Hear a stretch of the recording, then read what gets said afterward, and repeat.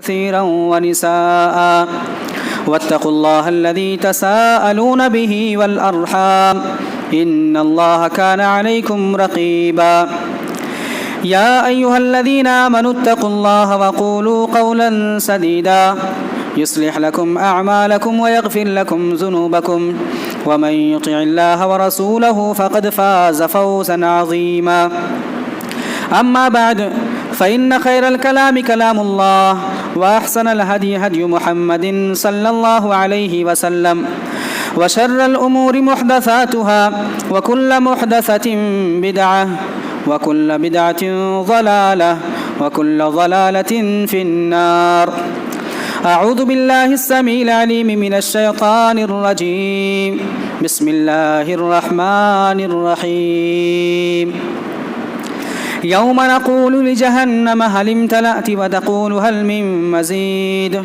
وأزلفت الجنة للمتقين غير بعيد هذا ما توعدون لكل أواب حفيظ من خشي الرحمن بالغيب وجاء بقلب منيب ادخلوها بسلام ذلك يوم الخلود لهم ما يشاءون فيها ولدينا مزيد وقال الله جل وعلا في مقام آخر يثبت الله الذين آمنوا بالقول الثابت في الحياة الدنيا وفي الآخرة ويضل الله الظالمين ويفعل الله ما يشاء وقال النبي صلى الله تعالى عليه وآله وسلم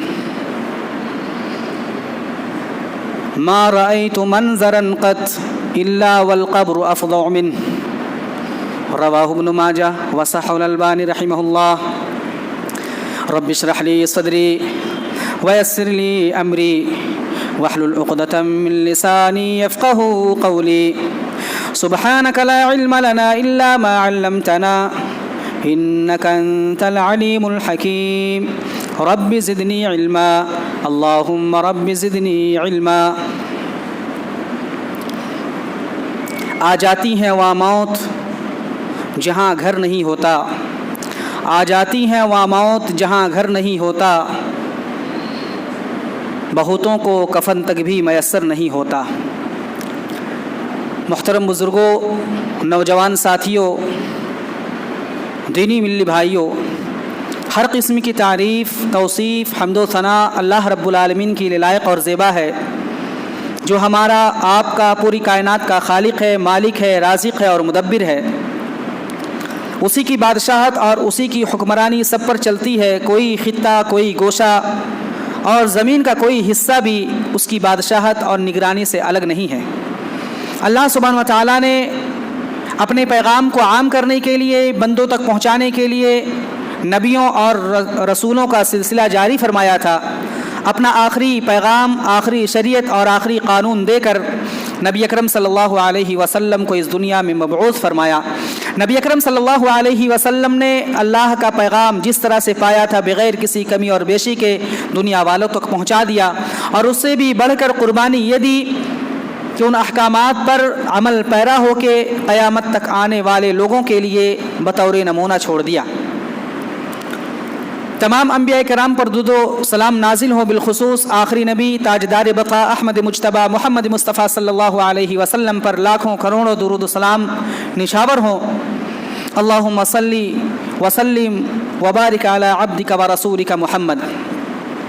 محترم حاضرین، آج کے خطبے کا موضوع اور ٹاپک سوشل میڈیا کے ذریعے سے آپ کو معلوم ہو ہی گیا ہوگا، قبر کی پہلی رات۔ اس سے پہلے والے خطبے میں موت کا منظر ٹاپک تھا، اور اس کے اندر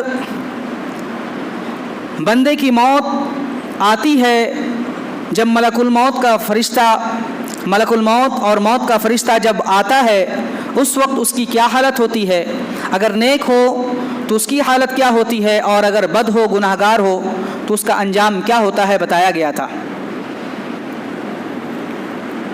آج ہم قبر کو جانیں گے اور قبر کے سلسلے میں مختصر تفصیلات ہم ذکر کریں گے۔ اللہ سبحانہ و تعالیٰ سے دعا ہے رب العالمین مجھے قرآن و سنت کی روشنی میں حق بات سچ بات کہنے اور ہم سب کو غور و فکر کر کے عبرت اور نصیحت حاصل کرنے کی توفیق عطا فرمائے، آمین۔ حضرات، قبر کیا ہے؟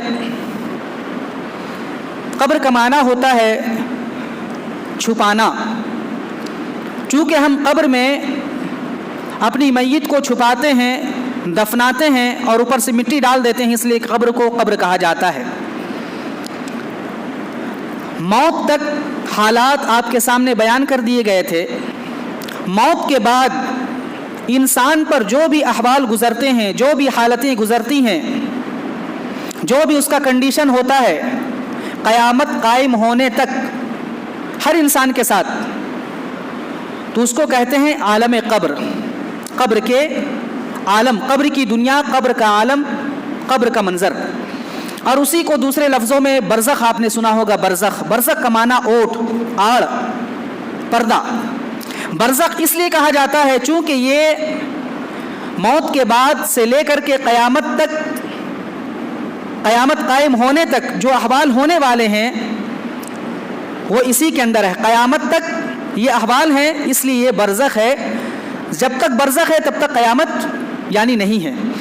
اور دوسرا یہ کہ چونکہ یہ برزخ کی زندگی ہماری آنکھوں سے اوجھل ہے، ہمارے تصور سے دور ہیں، اس لیے اس کو برزخ کہا جاتا ہے۔ برزخ اس لیے کہا جاتا ہے، آپ برزخ کی دنیا کہہ لیجئے، برزخ کا عالم کہہ لیجئے اس کو، یا قبر کی دنیا، قبر کا عالم کہہ لیجئے۔ برزخ میں نے بتلا دیا برزخ کیا ہے۔ اب دیکھیے، انسان جب مرتا ہے اس کی روح جسم کو چھوڑ کر چلی جاتی، اسی وقت سے اس کے ساتھ برزخ کا والا معنی شروع ہو جاتا ہے، اور جب تک کہ قیامت قائم نہ ہو جائے۔ انسان جنت میں جائے گا، جہنم میں جائے گا، اس کے لیے قیامت تک کا انتظار یا اسرافیل علیہ السلام کی سور پھونکنے کا انتظار نہیں ہوتا، بلکہ جب انسان مر جاتا ہے، قبر میں ڈالا جاتا ہے، تو اسی وقت سے اس کے ساتھ وہ تمام معاملات شروع ہو جاتے ہیں۔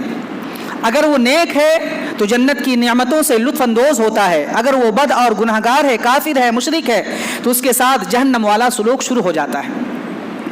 گویا کہ ایک انسان مرتا ہے، اسی وقت سے اس کے ساتھ اس کے اعمال کے حساب سے اس کا انجام شروع ہو جاتا ہے۔ اور یہ اللہ سبحانہ و تعالیٰ نے قرآن کریم کے اندر بہت ساری جگہوں پر بیان فرمایا ہے۔ سورہ مومن کے اندر اللہ سبحانہ و تعالیٰ نے ارشاد فرمایا، النار يعرضون عليها غدوا وعشيا ويوم تقوم الساعة ادخلوا آل فرعون اشد العذاب ويوم تقوم الساعة ادخلوا آل فرعون اشد العذاب۔ فرعون اور فرعونیوں کا تذکرہ کرتے ہوئے اللہ سبحانہ و تعالیٰ نے فرمایا ان کے اوپر آگ کو پیش کیا جاتا، النار یعرضون علیہا، آگ پر انہیں پیش کیا جاتا ہے، صبح و شام پیش کیا جاتا ہے۔ اور جب قیامت قائم ہوگی تو فرعون اور فرعون کے لیے کہا جائے گا ادخلوا آل فرعون اشد العذاب، کہ اس سے زیادہ سخت ترین اور شدید عذاب میں انہیں داخل کر دو۔ معلوم ہوا قبر کا عذاب، قبر کی ہولناکی یہ حق ہے، لیکن کچھ عقل پرست لوگ جو عقل کو آئیڈیل اور رہنما نہ مانتے ہیں، وہ قبر کے عذاب کا انکار کرتے ہیں۔ قبر کے عذاب کا جو اپنی عقل کو کسوٹی مانتے ہیں، معیار مانتے ہیں، بہت سارے لوگوں نے قبر کے عذاب کا انکار کیا، جھٹلایا ہے۔ یا جن کے اندر انکار حدیث کے کیڑے ہیں، جن کے اندر انکار حدیث کے جراثیم پائے جاتے ہیں، وہ قبر کے عذاب اس کا انکار کرتے ہیں، کہتے ہیں اگر قبر کا عذاب حق ہوتا تو اللہ سبحانہ و تعالیٰ قرآن میں ضرور بیان فرماتا۔ احادیثیں تو بہت ساری ہیں، لیکن اللہ سبحانہ و تعالیٰ نے قرآن کریم کے اندر بھی بہت ساری جگہوں پر جو عقل جن کی عقلیں سلیم ہیں، جن کی عقلیں صحیح ہیں، وہ اس بات کا ادراک کر لیتے ہیں۔ یہ میں نے ابھی فرعونیوں کے سلسلے میں بتلایا۔ اسی طرح سے جو لوگ نیکوکار ہوں گے، جو لوگ نیک اعمال کرنے والے ہوں گے، مومن ہوں گے، جن کا ایمان مضبوط ہوگا، اللہ سبحانہ و تعالیٰ نے سورہ ابراہیم آیت نمبر 27 کے اندر ارشاد فرمایا، جو میں نے شروع میں آیت پڑھی، یثبت اللہ الذین آمنوا بالقول الثابت فی الحیاۃ الدنیا وفی الآخرہ ویضل اللہ الظالمین، کہ اللہ سبحانہ و تعالیٰ ایمان والوں کو ثابت قدم رکھے گا، دنیا میں بھی اور آخرت میں بھی، دنیا میں بھی اور آخرت میں بھی۔ اکثر مفسرین نے، تمام مفسرین کا اتفاق ہے کہ یہاں پر دنیا سے مراد دنیا کے اندر ایمان پر ثابت قدم رکھے گا، دنیا کے اندر یقین پر ثابت قدم رکھے گا، دنیا کے اندر توحید پر ثابت قدم رکھے گا، اور آخرت سے مراد یہی قبر ہے۔ وَيُضِلُّ اللَّهُ الظَّالِمِينَ، اور ظالموں کو اللہ سبحانہ وتعالیٰ گمراہ کر دیتا ہے۔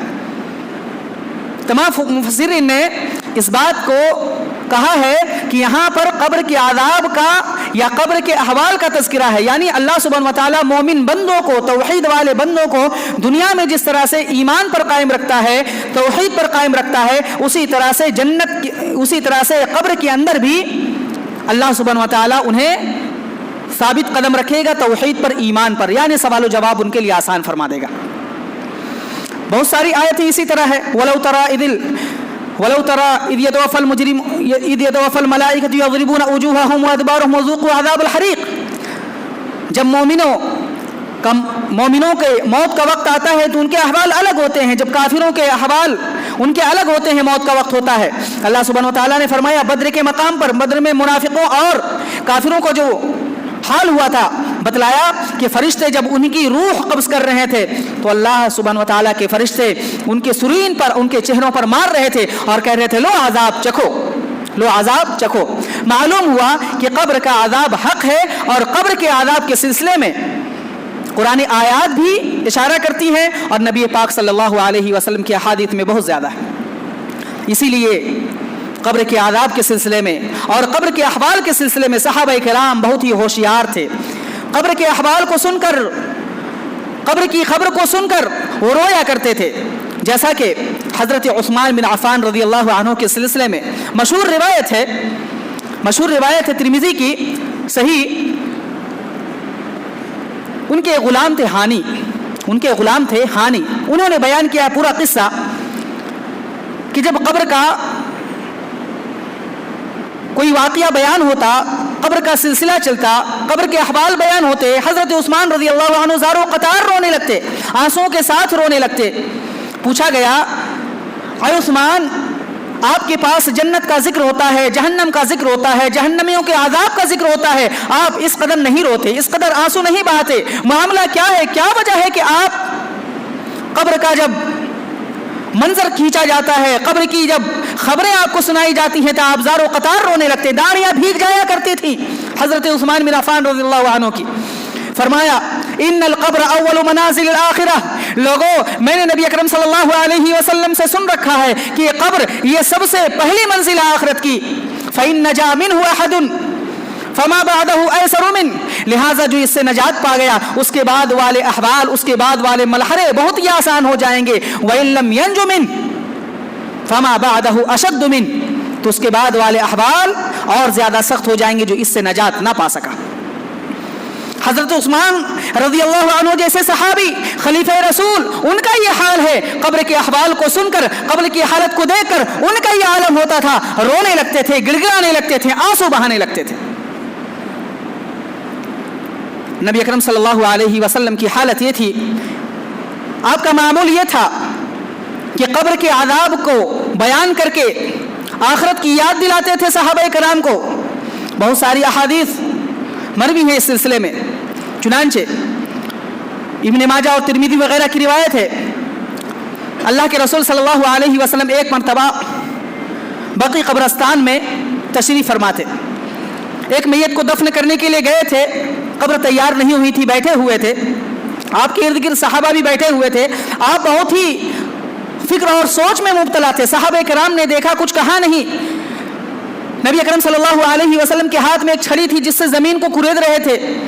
آپ صلی اللہ علیہ وسلم بہت ہی متفکر تھے، بہت ہی سوچ بچار میں گم تھے، اور پھر کہا لمثل هذا یا اخوانی لمثل هذا فاعدوا لمثل هذا فاعدوا، اے میرے صحابہ، اے میرے ساتھیوں، اس دن کے لیے تم تیاری کر لو، لمثل هذا اس قبر کے لیے تم تیاری کر لو، یا اخوانی لمثل هذا فاعدوا، اے میرے ساتھیوں، اے میرے صحابہ، اس دن کے لیے اور اس قبر کے لیے تیاری کر لو۔ یہ صحابہ کرام کو خبر دینا تھا، صحابہ کرام کے تصور کو جھنجھوڑنا تھا इसी तरह हज़रत अस्मा रज़ी अल्लाह अन्हा फरमाती हैं कि नबी अकरम सल्लल्लाहु अलैहि वसल्लम एक मरतबा मस्जिद नबवी में तशरीफ़ फरमा थे, सहाबा किराम को वाज़ कर रहे थे, नसीहत कर रहे थे, कब्र के अहवाल बयान कर रहे थे, और कब्र के आज़ाब का सिलसिला जैसे शुरू किया अल्लाह के नबी सल्लल्लाहु अलैहि वसल्लम ने, सहाबा किराम ज़ारो क़तार रोने लगे, सहाबा किराम की आंखों से आंसू टपकने लगे और इतने जोर जोर से चीख मार के रोने लगे, मस्जिद गूंजने लगी और मस्जिद में ऐसी आवाज कोई नहीं थी सिवाय रोने और गिड़गिड़ाने के। अल्लाह अकबर। फरमाती है कि रोने और गिड़गिड़ाने की आवाज इतनी जोर हो गई, शोर से, अल्लाह के नबी सल्लल्लाहु अलैहि वसल्लम ने बाद में क्या कहा मुझे खबर नहीं, बाद में क्या आप सल्लल्लाहु अलैहि वसल्लम ने फरमाया मुझे नहीं मालूम, मुझे दूसरों से पूछना पड़ा कि आप सल्लल्लाहु अलैहि वसल्लम ने उस शोर के बाद क्या फरमाया था। ये सहाबा किराम रज़ियल्लाहु अन्हुम का हाल था। इसी तरह से एक मरतबा एक मौके पर अल्लाह के नबी सल्लल्लाहु अलैहि वसल्लम ने इरशाद फरमाया, मा रअयतु मंज़रन क़त इल्ला वल क़ब्रु अफ़ज़ल मिन, सहाबा कब्र के आज़ाब की तरह, कब्र के हौलनाकी की तरह मैंने कोई हौलनाक मंजर नहीं देखा है। कब्र का जो हौलनाक मंजर है, खतरनाक मंजर है, हैबतनाक मंजर है, मैंने उससे ज्यादा खतरनाक और हौलनाक मंजर आज तक नहीं देखा। और एक हदीस में अल्लाह के नबी सल्लल्लाहु अलैहि वसल्लम फरमाते हैं, लौला अन तदाफनु लदअउतुल्लाह अन युस्मिअकुम मिन अज़ाबिल क़ब्र अल्लज़ी अस्मअु मिन्ह। ऐ सहाबा, अगर मुझे ये खदशा ना होता, ये खतरा ना होता कि तुम अपनी मैयतों को, अपने मुर्दों को दफनाने से बाज आ जाओ, दफनाना छोड़ दो, मैं अल्लाह से दुआ करता कि कब्र के आज़ाब के सिलसिले में मुझे जो सुनाई देता है मैं उसे तुम्हें सुनाने के लिए दुआ करता। अल्लाह अकबर। अल्लाह के रसूल कहते हैं अगर मुझे खदशा ना होता, तुम मुर्दों को कब्र में डालना छोड़ दो, तो मैं अल्लाह से दुआ करता अल्लाह रब्बुल आलमीन तुम्हें कब्र के आज़ाब सुना देता। अल्लाह के रसूल सल्लल्लाहु अलैहि वसल्लम रसूल थे, अल्लाह के पैगंबर थे। रसूल होने की हैसियत से, पैगंबर होने की हैसियत से, नबी होने की हैसियत से अल्लाह रब्बुल आलमीन कब्र के आज़ाब के बहुत सारे अहवाल आपको बतला देता था, सुना दिया करता था, ये दुआ करते थे।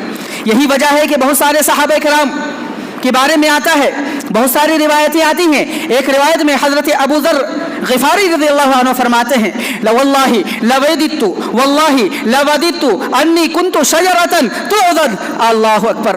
कितनी बड़ी बात। कहते हैं जब अहवाल सुनते कब्र के आज़ाब के सिलसिले में तो कहते हैं अल्लाह की कसम, मैं ये चाहता हूँ, मैं ये तमन्ना करता हूँ कि मैं कोई शजर होता, कोई दरख्त होता जिसे काट दिया जाता, मैं कोई पौधा होता जिसे उखाड़ कर फेंक दिया जाता। ये कब्र है, इसे मुझे भी गुजरना होगा। अल्लाह अकबर। ये डर, ये खौफ हजरत अबू ज़र रज़ियल्लाहु अन्हु के सिलसिले। मोहतरम हजरात, कब्र तारीकी का घर है, कब्र हौलनाकी का घर है। इसी कब्र के सिलसिले में हमें सोचना चाहिए, हमें तैयारी करनी चाहिए। इस कब्र के सिलसिले में हमने क्या तैयारी की है, इसे सोचना चाहिए। हजरत साद बिन मुआज़ रज़ियल्लाहु अन्हु, कब्र में क्या होता है, कब्र के अहवाल क्या होते हैं, और हर एक को इससे गुजरना है। हम हो, आप हो, किसी को जमीन के अंदर दफन किया जाए वो भी, किसी को आग में जलाकर राख कर दिया जाए वो भी, किसी को समुंदर का लुक़मा बना दिया जाए वो भी, कोई नदी और नाले में बहा दिया जाए वो भी, किसी के जिस्म के टुकड़े टुकड़े कर दिए जाए। अल्लाह सुब्हानहू व तआला जैसे ही मौत आएगी, जैसे ही मलकुल मौत का फरिश्ता, मलकुल मौत और मौत का फरिश्ता जैसे रूह कब्ज़ करेगा, उसी वक्त से मन माता फ़क़द क़ामत क़ियामतुहु, जैसे ही मौत होगी क़यामत शुरू हो जाएगी। इनफरादी तौर पर क़यामत शुरू हो जाएगी उसकी, उसके साथ वो तमाम अहवाल पेश आएंगे।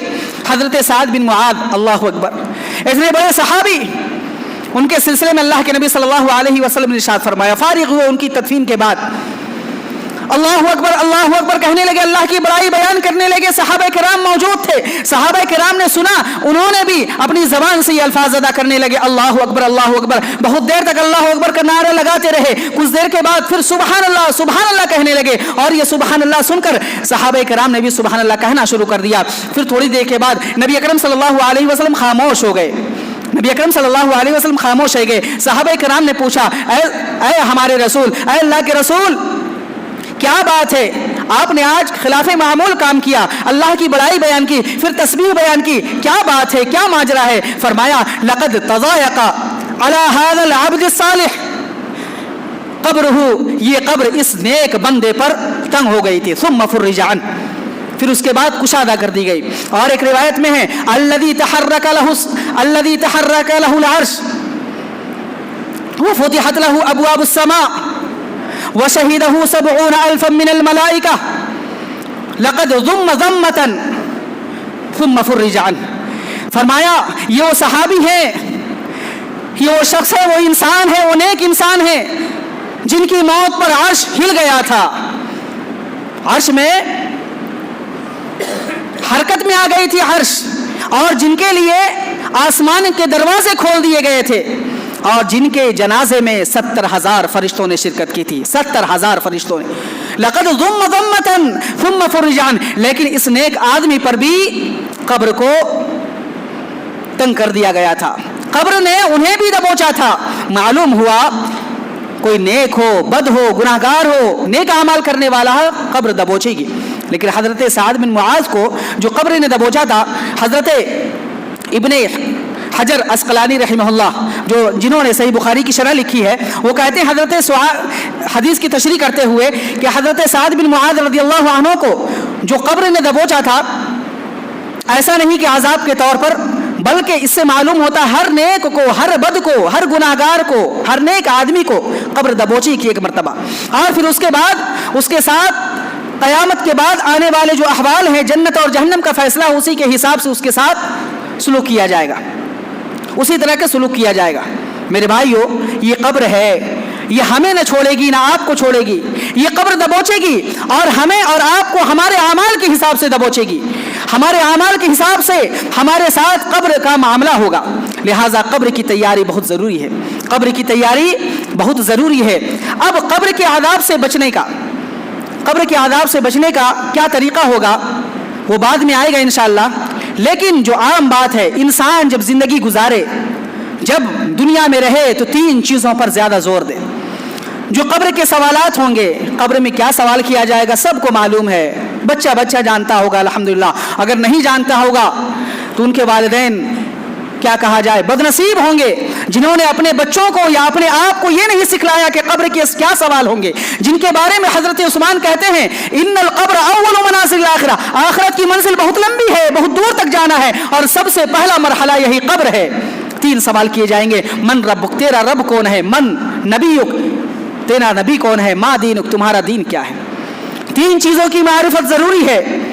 3 چیزوں کی معرفت جس قدر مضبوط ہوگی، جس طرح سے ہم اللہ رب العالمین کو پہچانیں گے، اسی قدر ہمارے ساتھ سلوک ہوگا. جس طرح نبی اکرم صلی اللہ علیہ وسلم کی معرفت ہوگی، آپ صلی اللہ علیہ وسلم کی پیروی ہوگی، آپ کی اطاعت ہوگی، اسی قدر قبر میں ہمارے ساتھ سلوک ہوگا. ہم اپنے دین کو جس طرح سے پہچانیں گے، دین کے معاملات کو جس طرح سے سمجھیں گے، دین کے احکامات پر جس طرح سے ہم عمل کریں گے، اور اس کے احکامات کی نشر و اشاعت کے لیے ہم جتنی کوشش کریں گے، اسی اعتبار سے ہمارے ساتھ قبر میں سلوک ہوگا. میرے بھائیوں، اسی اعتبار سے قبر میں ہمارے ساتھ سلوک ہوگا. جب سوال وہاں پر کیا جائے گا، فرشتہ آئے گا، پوچھے گا من ربک، تیرا رب کون ہے؟ تفصیل تو بہت ساری ہے. قبر میں بٹھایا جائے گا، ایک مردے کو بٹھایا جائے گا. بٹھانے کے بعد عصر کا وقت ہوگا یا مغرب کا وقت ہوگا، وہ کہے گا مجھے نماز پڑھ لینے دو. کہے گا اب نماز پڑھنے کا وقت ہو گیا، ختم ہو گیا ہے، اب تم نے جو اعمال کیے تھے اسی کے حساب سے اب تمہیں بدلہ دیا جائے گا. پھر فرشتے پوچھیں گے من ربک، سوال کے جواب تو دے دو.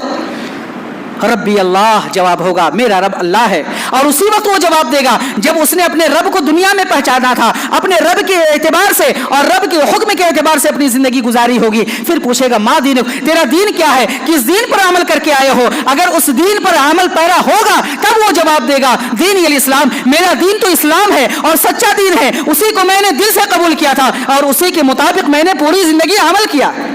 پھر پوچھے گا من نبیک، تیرا نبی کون ہے؟ اگر ہم اللہ کے نبی صلی اللہ علیہ وسلم سے محبت کرنے والے ہوں گے، آپ کی پیروی کرنے والے ہوں گے، آپ کی اطاعت کرنے والے ہوں گے، آپ کے علاوہ کسی اور کا رہنما اور رہبر نہیں ماننے والے ہوں گے، تب ہماری زبان سے نکلے گا نبینا رسول اللہ محمد صلی اللہ علیہ وسلم، ہمارے نبی محمد صلی اللہ علیہ وسلم ہیں. میرے بھائیوں، پھر کہا جائے گا اللہ رب العالمین کی طرف سے آواز آئے گی، آسمان سے آواز آئے گی ان صدق عبدی، میرے بندے نے سچ کہا ہے، میرے بندے نے سچ کہا ہے. فافرشوا له، فافرشوا له من الجنہ والبسوه من الجنہ وافتحوا له بابا الى الجنہ.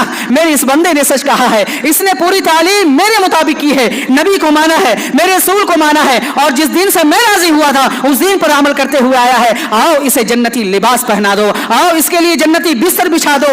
وافتحوا له بابا الى الجنہ, اور جنت کی کھڑکی کھول دو. میرے یار ہے, میرا یہ بندہ ہے, میرا نیک بندہ ہے, اسے جنت کا لباس پہنا دیا جائے گا, جنت کا بستر بچھا دیا جائے گا, اور جنت کی طرف کھڑکی کھول دی جائے گی, اس سے خوشبودار ہوائیں آئیں گی, اور وہ لطف اندوز ہوگا, جنت سے لطف اندوز ہوگا میرے بھائی.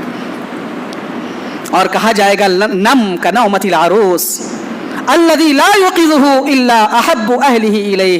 اللہ اکبر, کتنا خوشنما منظر ہوگا. اللہ رب العالمین ہم سب کو اس کی توفیق دے, ہم سب کو قبر میں ہمارے لیے آسانیاں فرما دے. کہا جائے گا کہ تم اسی طرح سو جاؤ جس طرح نئی نویلی دلہن سوتی ہے, اور اسے اسی وقت اٹھایا جائے گا جب اس کے سب سے محبوب کوئی رشتہ دار اسے اٹھاتا ہے.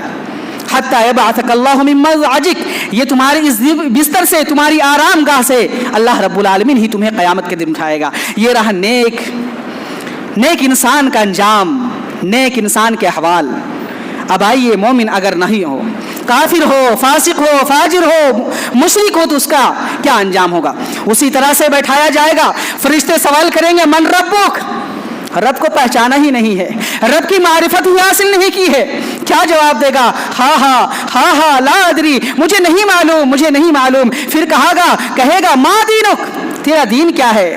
دین کو تو جانتا ہی نہیں تھا. اسلام کے نام پر اس نے بہت ساری چیزیں کی تھی, لیکن صحیح اسلام نہیں تھا, اسلام کو مانا ہی نہیں تھا, اسلام کو سچے اچھے سے جاننے کی کوشش نہیں کی تھی.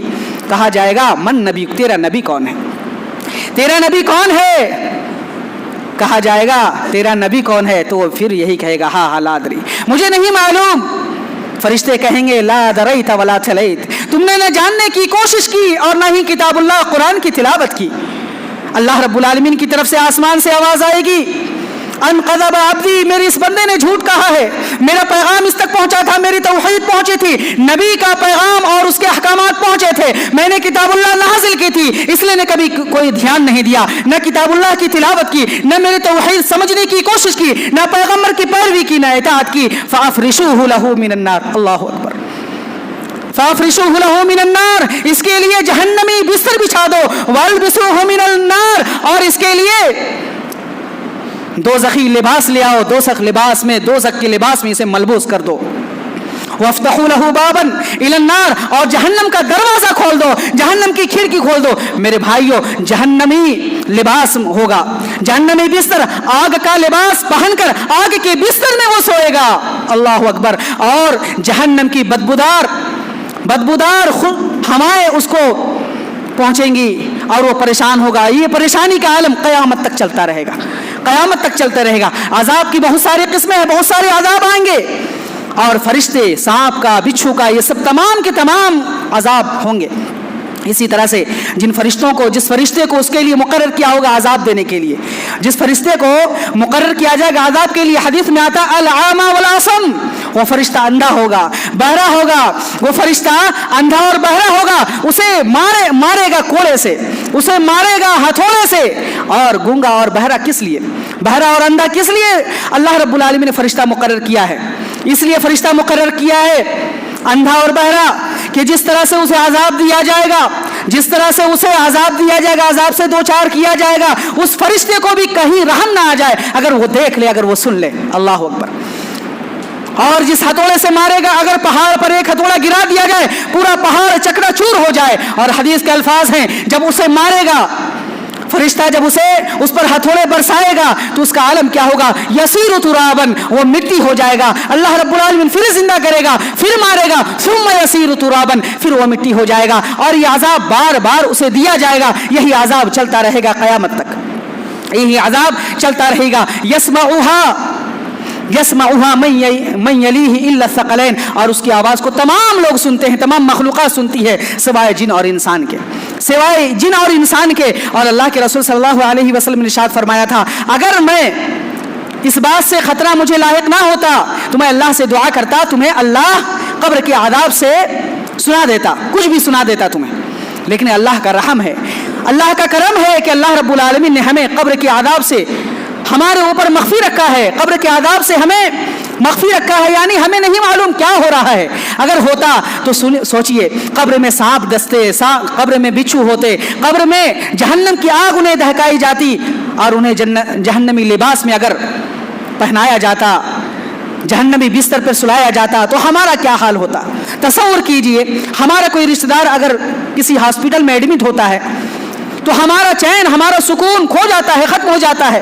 ہمارا رشتہ دار، ہمارا بیٹا، ہمارے والدین اگر قبر میں ہو، ہمیں معلوم ہو جائے تو کیا حال ہوگا؟ ہمارا چین، ہمارا سکون غارت ہو جاتا، ہمیں راحت نصیب نہیں ہوتی، یہ دنیا کی لذت نصیب نہیں ہوتی، ہمیں دنیا بالکل اجیرن لگتی، زندگی اجیرن لگتی۔ یہ اللہ کا کرم ہے کہ اللہ رب العالمین نے یہ ہم سے مخفی رکھا ہے۔ میرے بھائیو، ہم سے مخفی رکھا ہے اللہ رب العالمین نے تاکہ ہم زندگی کا مزہ بھی لے لیں، لیکن ہاں اللہ رب العالمین کے لیے تیاری بھی کر لیں۔ میرے بھائیو، دنیا، یہ قبر جو ہے تاریکی کا گھر ہے، یہ سانپ بچھوؤں کا گھر ہے، یہ اندھیرے کا گھر ہے۔ یہاں کوئی ساتھی نہیں ہوگا، کوئی رشتہ دار نہیں ہوگا، کوئی غمخوار نہیں ہوگا، کوئی دوست نہیں ہوگا، کوئی ساتھی نہیں ہوگا۔ میرے بھائیو، یہاں اگر کوئی جائے گا تو ہمارے اعمال ہوں گے، ہمارے اعمال ہوں گے، ہمارے اعمال ہی اس قبر کے عذاب سے ہمیں نجات دیں گے۔ لہذا ان اعمال کی ہمیں کوشش کرنی چاہیے، ان اعمال کی کوشش کرنی چاہیے۔ اور جب نیک بندہ ہوگا جیسا کہ بتلایا گیا تو اس کے سامنے حدیث میں آتا ہے کہ اس کے پاس ایک خوبصورت شکل میں ایک آدمی آئے گا، وہ پوچھے گا بندہ تم کون ہو؟ کہے گا انا عملک الصالح، میں تیرا نیک اعمال ہوں، اللہ رب العالمین نے تیرا ساتھی بنایا ہے، اللہ رب العالمین نے تیرا غمخوار بنایا، تیرا دوست بنا کر مجھے اس شکل میں بھیجا ہے۔ میرے بھائیو، اگر ہم نے نیک اعمال کیے تو ہمارا ساتھی ہمارے سامنے ہوگا۔ کتنا بد نصیب ہے وہ شخص، یا کہہ لیجیے ہم کتنے بد نصیب ہیں کہ ہم ایسے دوست کو جو قبر میں بھی ہمارے ساتھ ہوگا، اس دوست کو ہم نظر انداز کرتے ہیں، نیک اعمال کو۔ اور جو لوگ ہمیں قبر میں مٹی ڈال کر چھوڑ دیں گے ان کے لیے ہم فکر مند رہتے ہیں۔ وہ کاروبار، وہ تجارت، وہ گاڑیاں، وہ بنگلے، اللہ یہ جو ہمیں سب کچھ چھوڑ دینا ہوگا اور یہ خود ہمیں چھوڑ دیں گے، ہم ان کے لیے کتنے فکر مند رہتے ہیں۔ لیکن جہاں پر کوئی ساتھ نہیں ہوگا سوائے نیک اعمال کے، اس ساتھی کے لیے ہم سوچتے نہیں ہیں، اس ساتھی کے لیے ہم تیاری نہیں کرتے ہیں۔ میرے بھائیو، یہ قبر ہمیں بتلاتی ہے کہ ہماری حیثیت کیا ہے۔ قبر ہمیں بتلاتی ہے کہ ہمارا جسم، ہماری خوبصورتی کی حیثیت ہمیں بتلاتی ہے، ہمارے بنگلوں، ہماری گاڑیوں کی حیثیت ہمیں بتلاتی ہے، ہمارے کاروبار، ہماری تجارت کی حیثیت ہمیں بتلاتی ہے قبر۔ اس لیے قبر کی زیارت کے لیے بھی اللہ کے نبی صلی اللہ علیہ وسلم نے کہا ہے، قبر کی زیارت کے لیے بھی کہا ہے فزورها فإنها تذکر الآخرہ، کہ تم قبر کی زیارت کیا کرو، اس لیے کہ قبریں تمہیں آخرت کی یاد دلاتی ہے، اور جب آخرت کی یاد دلائے گی تو ہمیں موت کا منظر یاد آئے گا، موت کا منظر یاد آئے گا تو قبر کے احوال یاد آئیں گے، اور جب یہ تمام احوال نظر آئیں گے تو ہم نیک اعمال کی طرف کوشش کریں گے۔ میرے بھائیوں، اور یاد رکھیے گا یہ قبر والے ہماری دعاؤں کے محتاج ہیں، ہم ان کی دعاؤں کے محتاج نہیں ہیں بلکہ یہ ہمارے دعاؤں کے محتاج ہیں۔ اس لیے جب قبر پر مٹی دے تو ضرور ان کی دعا کرے، جیسا کہ اللہ کے نبی صلی اللہ علیہ وسلم نے کہا تھا اپنے صحابہ سے، استغفروا لأخيكم فإنه الآن يسأل۔ میرے بھائیوں، اپنے بھائی کے لیے دعا کرو، میرے ساتھیوں اپنے اس بھائی کے لیے دعا کرو، اس سے ابھی سوال و جواب کیا جائے گا، اس کے لیے ان کی مغفرت کے لیے دعا کر کے ہم مٹی دے کر آئیں۔ اسی طرح سے ہم ان کے لیے ثابت قدمی کی دعا کریں، ثابت قدمی کی بھی دعا کریں، اور اسی طرح سے جب ہم قبر کے پاس سے گزریں، جب قبرستان کے پاس سے گزریں تو اللہ کے نبی صلی اللہ علیہ وسلم کا معمول تھا دعا دیتے تھے۔ ہم کچھ انہیں نہیں دے سکتے، کچھ نہیں پہنچا سکتے، لیکن دعاؤں کا تحفہ پہنچا سکتے ہیں۔ نبی کریم صلی اللہ علیہ وسلم نے بہت ساری دعائیں بتلائی ہیں، ان میں سے ایک یہ ہے السلام علیکم اہل الدیار من المؤمنین والمسلمین انکم سلفنا ونحن بالاثر وإنا ان شاء اللہ بكم للاحقون نسأل اللہ لنا ولکم العافیہ۔ ایک لمبی دعا ہے، اس دعا کے ذریعے سے ہم انہیں دعا دے سکتے ہیں۔ معنی یہ ہے، اب اے قبر والوں تم پر سلامتی ہو، اے مومنوں تم پر سلامتی ہو، اے مسلموں تم پر سلامتی ہو، تم ہم سے پہلے چلے گئے، ہم تمہارے پیچھے پیچھے آ ہی رہے ہیں، اور بہت جلد اللہ نے چاہا تو تم سے مل جائیں گے۔ نسأل اللہ لنا ولکم العافیہ، ہم اپنے لیے بھی اور تمہارے لیے بھی عافیت کی دعا کرتے ہیں۔ یہ دعا ضرور دے دیں، یہ دعا ضرور دے دیں، ہماری دعاؤں سے انہیں عافیت پہنچتی ہے، ہماری دعاؤں سے انہیں نفع اور فائدہ پہنچتا ہے۔ میرے بھائیوں، اسی طرح سے واقعات بہت سارے ہیں، لیکن ان سب کو چھوڑتے ہوئے میں آخری بات کہنا چاہتا ہوں کہ قبر کے عذاب جو ہوتے ہیں قبر کے عذاب، قبر میں جو عذاب ہوتا ہے انسان کو بہت ساری چیزوں کی وجہ سے ہوتا ہے، ان میں سے نفاق، اسی طرح سے شرک، اور اسی طرح سے کفر، یہ تین بالعموم، اور سارے گناہ کے اعمال جو بھی گناہ کے اعمال ہیں سب سے قبر میں عذاب ہوتا ہے، بالخصوص چغل خوری سے، سود خوری سے، اسی طرح سے جہنم کی، اسی طرح سے پیشاب کے چھینٹے سے نہ بچنے کی وجہ سے، ان چیزوں سے خاص طور پر قبر میں عذاب ہوتا ہے۔ اس لیے ہمیں ان چیزوں سے بچنا چاہیے، اور جن چیزوں سے جو چیزیں کر کے ہم اللہ کو راضی کر کے قبر کے عذاب سے بچ سکتے ہیں، ان میں سب سے بڑی چیز ہے توحید، ایمان، تقوی۔ یہ عمومی چیز ہے اور ہر نیک عمل اس میں داخل ہے۔ کوئی بھی نیک عمل ہو تو انشاءاللہ العزیز قبر کے عذاب سے ہمیں نجات دلائے گا۔ لیکن بالخصوص سورہ ملک کی تلاوت کریں، سورہ ملک کی تلاوت کریں، اور اسی طرح سے ہر نماز میں اللہ کے رسول صلی اللہ علیہ وسلم کا معمول تھا سورہ ملک کی تلاوت سونے سے پہلے کر لیا کرتے تھے۔ اسی طرح سے ہمیں قبر کے عذاب سے پناہ مانگنا ہے، ہمیشہ پناہ مانگنا ہے، بالخصوص ہر نماز میں۔ اللہ کے نبی صلی اللہ علیہ وسلم ہر نماز میں اللہم انی اعوذ بک من عذاب القبر یہ دعا پڑھا کرتے تھے۔ ہمیں بھی اس کو معمول میں اپنا بنا لینا چاہیے، اور کوئی بھی نماز ہم پڑھیں تو ضرور اس دعا کو پڑھیں، تاکہ اللہ رب العالمین اس دعا کے ذریعے سے، ہمارے نیک اعمال کے ذریعے سے، اللہ اپنے کرم اور رحم سے ہمیں جہنم سے اور خصوصاً قبر کے عذاب سے ہمیں محفوظ رکھے۔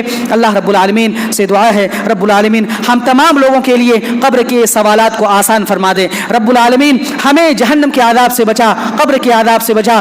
رب العالمین اس دنیا میں، اس زندگی میں ہمیں اس کے لیے تیاری کرنے کی بھرپور توفیق عطا فرما۔ رب العالمین ہمارے جو گناہ ہے، رب العالمین ہماری جو خطائیں ہیں، رب العالمین ان سب کو تو معاف کرنے والا ہے، تو معاف فرما دے۔ خصوصاً رب العالمین ہم سب کو شرک سے، نفاق سے، اور اسی طرح سے برے اعمال سے رب العالمین ہم سب کی حفاظت فرما۔ ہمیں توحید پر، ایمان پر، تقوی پہ قائم رکھنا، اور ہر نیک اعمال ہمارے لیے کرنا آسان فرما دے۔ آمین یا رب العالمین۔ وصلی اللہ علی خیر خلقہ محمد صلی اللہ علیہ وسلم۔ بارک اللہ لی ولکم فی القرآن العظیم ونفعنی وإیاکم بالآیات والذکر الحکیم، انہ تعالی جواد کریم ملک بر رؤوف رحیم۔